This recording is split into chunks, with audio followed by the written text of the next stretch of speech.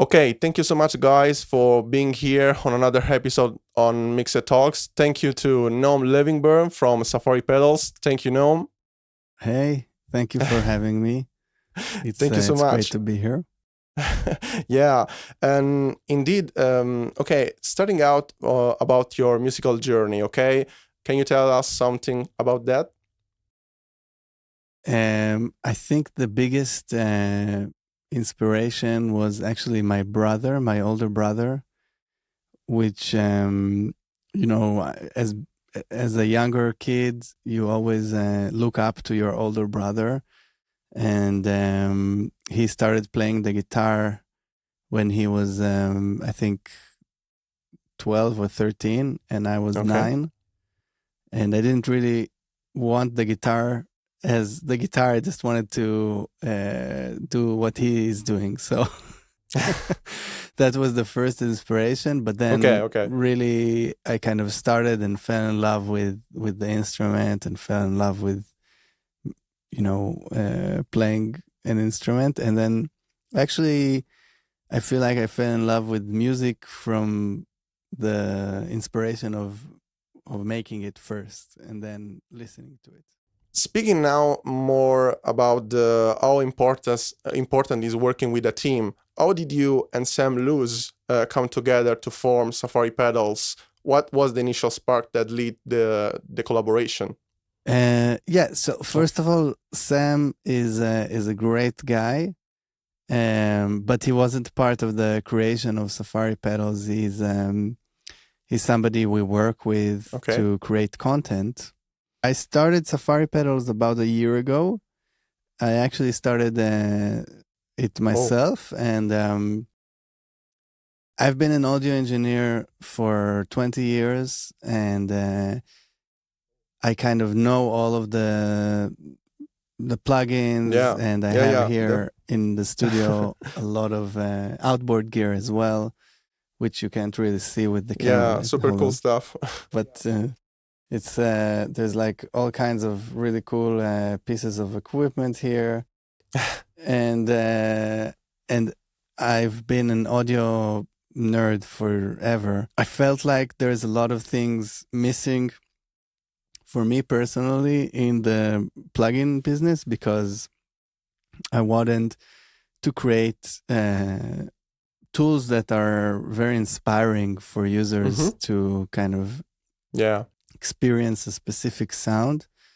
And I felt like there's a lot of the same happening in the industry, like a lot of LA2s or 1176s or iconic hardware pieces, but not a lot of new approaches yeah. to creating plugins. So I thought I'll try it. And it was really surprising to me how quickly it became something that people wanted. And I got a lot of positive feedback. And I felt like, oh, wow, okay, maybe I want to do this forever, you know? Yeah, yeah, for sure. And how long did it take to develop Safari plugins? What were some of the biggest challenges you faced during the development? So I wanted to create something relatively quickly Okay. because I wanted to see how people will react to it and see if it's a good idea. Because even in the studio, a lot of times the best artists and the best musicians, I feel like, are people that get to the finish line relatively quickly. And then the idea has its kind of freshness to it when it moves from creation to the crowd quickly. And I had the same kind of approach with Safari. I wanted to do something as quick as I can to see how people react to Yeah. it, and then according to that, maybe create more plugins or change what I was planning, etc. So the Gorilla Drive was the first that I was working on, and it's a very simple plugin, but it has a lot of things that I kind of wanted to incorporate into a plugin. So it has um, a little bit of a difference in tone for the low end, and I was missing it in a lot of other saturators. So that plugin took us about Okay. 2 months to develop, and I worked closely with a developer at the time to make it work. Okay. So I think that specific plugin was an easier one to make, so it was relatively quick. And then we got such a good feedback that I decided to make a lot more. Yeah, for sure. And in fact, Safari plugins have a distinct sound, right? Did you develop them using Juice or C++ framework? What kind of programming language did you choose for that? Yeah, so the first one was Juice, and Juice has an amazing library Okay. for people who don't really know a lot about plugin development. Most of the plugins that we use, the modern ones, are all done on Okay. Juice. Cool. And it's a really, really great platform for creating plugins. So it was on Juice, and then the later ones we started developing our own DSP algorithms, and we just felt like there was some things that were missing or some things that we wanted to make better. But that came maybe half a year after releasing the first one. Okay. Got it. And also, I was thinking about the design of your plugins are really cool, right? And how do you come up with the look of the skins? And do you work with external designers, or is it all done in-house? It's a Okay. combination, because we have an in-house designer now. But again, when I started, it was just freelancers, and it's actually a funny story with the Gorilla Drive, the first one that we came out with. I had the idea in my head, but I didn't know how to draw it, Yeah. and I was looking for inspiration on Fiverr, Okay. and I didn't think I would find an actual designer on Fiverr. But I found this guy from Indonesia that made some really nice art. And I thought, maybe I can start something with him, and then that idea I can give it to a more seasoned designer. And this guy, his name is Okay. Wortko. He made the first design of the Gorilla Drive, and it was, in my mind, so perfect. The first try that he sent me was just even better than what I had in my head. It was like, okay, this is it. It's perfect. And ever since then until today, I always use him for the design of the actual paintings, like the artwork, because I think he's an amazing artist. But then we take the artwork, and in-house usually we work on the actual GUI design and adding the knobs and making everything sit correctly with the design. So that's done in-house. Yeah, crazy stories. It's super cool. And you mentioned that Gorilla Drive, if I'm seeing right, it was one of the very first plugin that you developed. And how did you know it will be so special? I didn't. No, I think the key thing, again, it's like music. It's the same thing. You want to create something that you like, that you feel is inspiring for yourself, and then you hope that other people feel the same way about it. I think that's like the main key for creating things that actually mean something to other people. And I think that's a big difference with other plugins. And I mean, there are other amazing companies in this field, but there are some that are very kind of Mm-hmm. generic, where you feel like it didn't come from someone Yeah. specific. It's more about feeling a need than actually creating something that inspires people. So I think that's why it succeeded relatively quickly, because Yeah. some people saw it and said, "Oh, I like it. I mean, this is interesting. This is something that I can Yeah. Yeah. relate to." Definitely. I shared that. And going ahead, and Flamingo Verb is a favorite for drums. How did you create the reverb effect that it makes it so effective?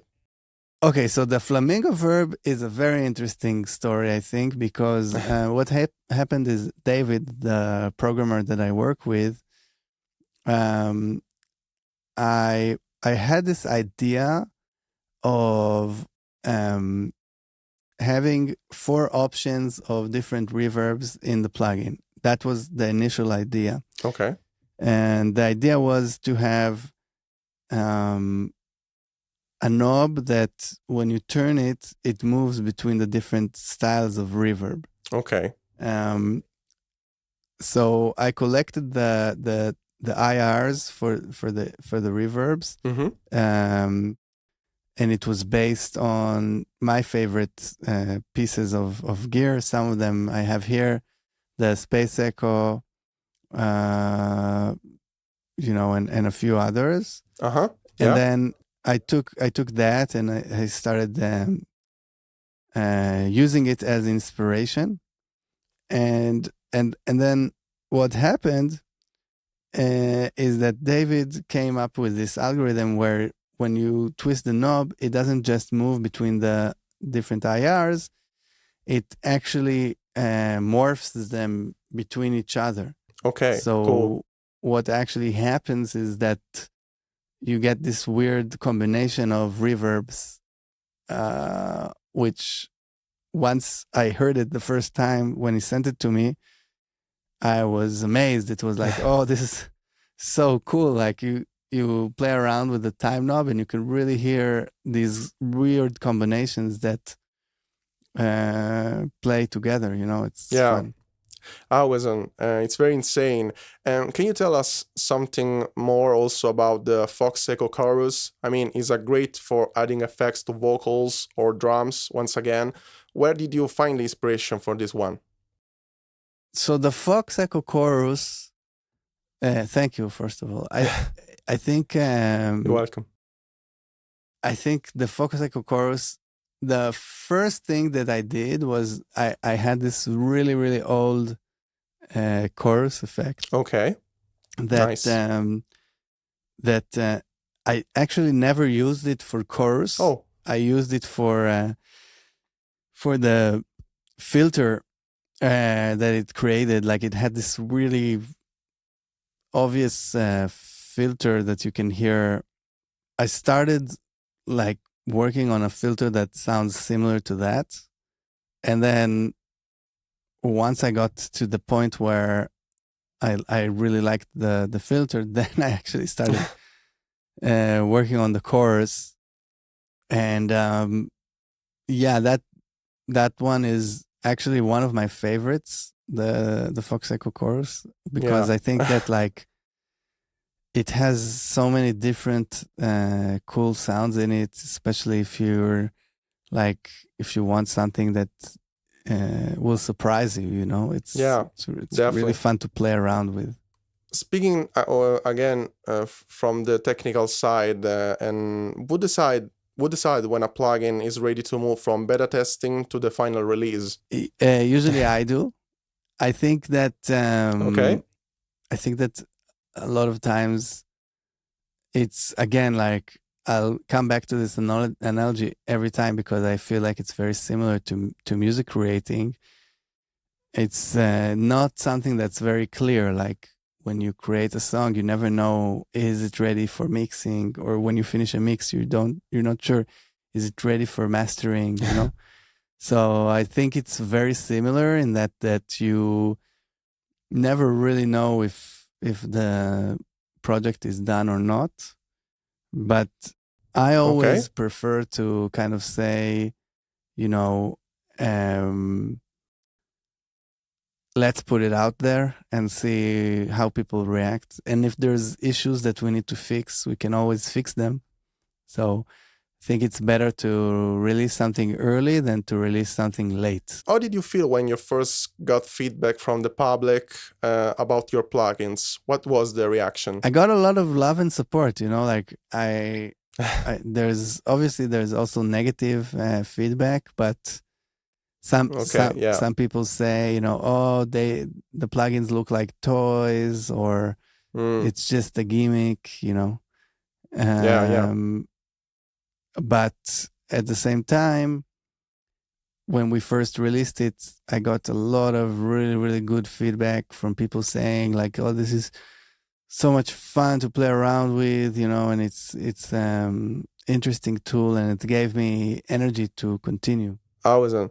And people, often see only the success.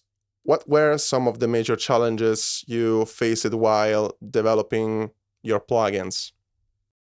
It sounds like a stupid issue, but like it's very hard to decide what to do next. Like there's so many options, and we get a lot of like messages of like people saying, oh, we want like a clipper, we want a phaser, we Yeah. want this kind of Yeah. delay or that kind of product, So the more time goes by, the more it's Okay. harder to decide what plugins to make next.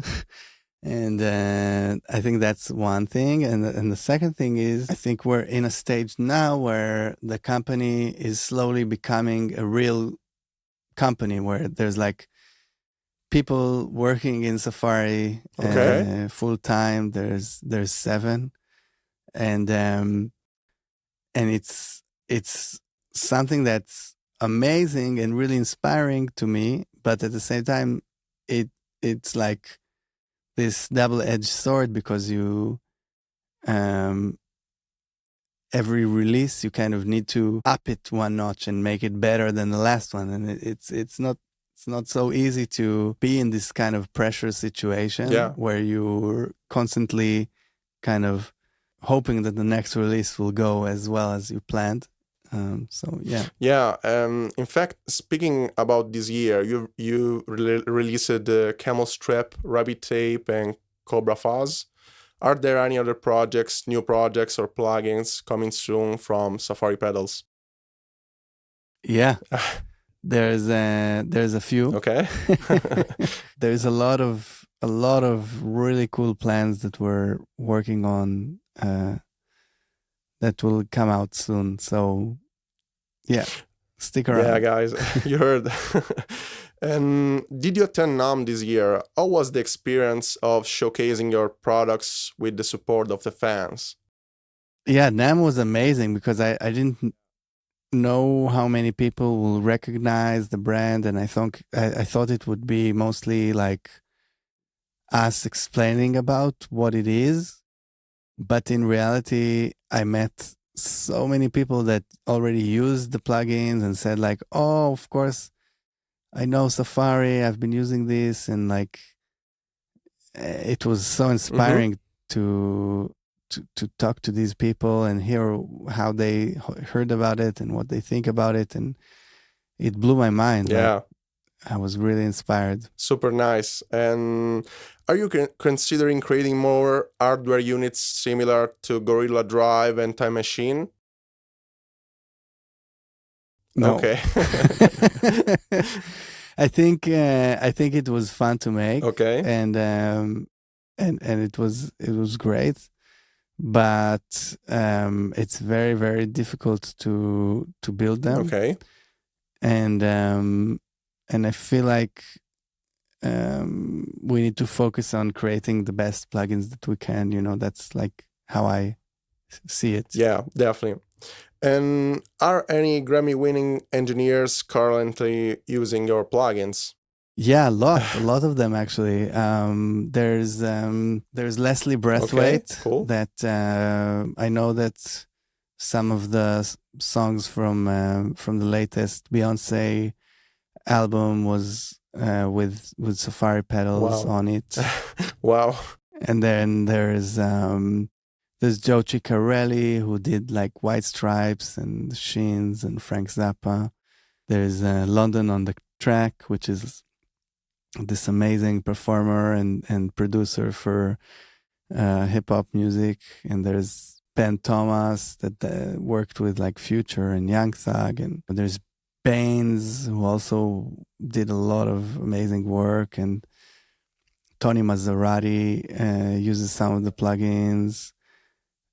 Zach Caravini did a lot of stuff with like Simple Plan and Blink 182 and all this. And the list goes on. It's a long list.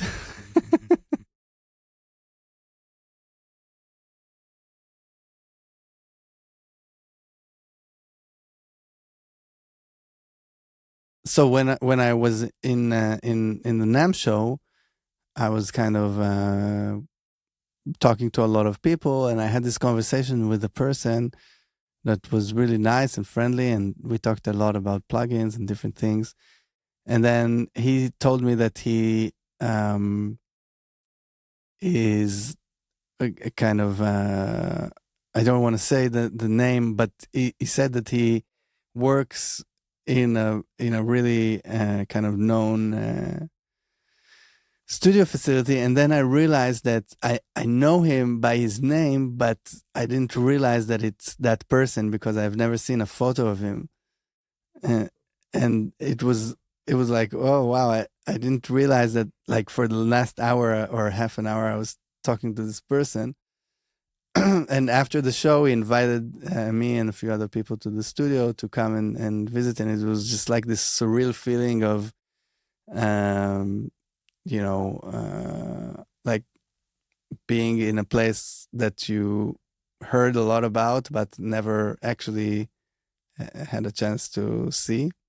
And because I'm not from the States, I think it's like this kind of dream come true for me. So yeah.